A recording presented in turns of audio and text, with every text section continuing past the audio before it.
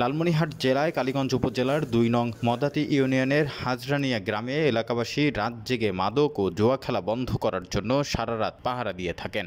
স্বেচ্ছাসেবী সংগঠন সমাজ কল্যাণ ফাউন্ডেশনের সকল সদস্য ও এলাকাবাসীরা মিলে সারা রাত এ পাহারা দিয়ে থাকেন।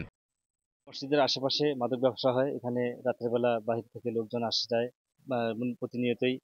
এখন এটা আমরা ঠেকানোর জন্য আর কি এলাকাবাসী, জামাতবাসী সবাই ঐক্যবদ্ধভাবে এটা প্রতিহত করার জন্য আমরা রাতের বেলা মানে পর্যায়ক্রমে পাহারা দিচ্ছি আর কি।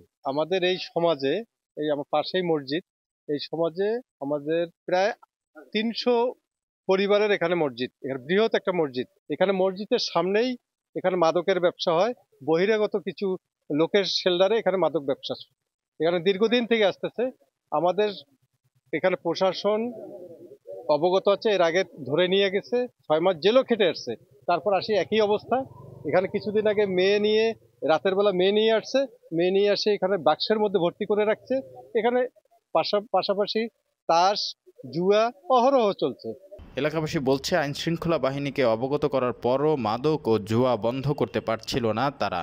তাই মাদক ও জুয়া খেলার ঘটনা প্রতিনিয়ত বাড়ছে। ফলে নিজেদের সন্তান ও সমাজের কথা চিন্তা করেই নিজেরাই টর্চলাইট ও লাঠি নিয়ে সারা রাত জেগে পাহারা দেয়া শুরু করেছি। তবে স্থানীয় থানার পুলিশ বলছে, মাদক ও জুয়া খেলা বন্ধের জন্য তৎপর রয়েছে তারা। নৈতিক অবক্ষয়ের বিরুদ্ধে যে কোনো উদ্যোগেই একটি শুভ উদ্যোগ। এই উদ্যোগে সাধুবাদ জানাই। আইন শৃঙ্খলা রক্ষার পাশাপাশি আমরা তাদেরকে যে কোনো সহায়তা করতে প্রস্তুত।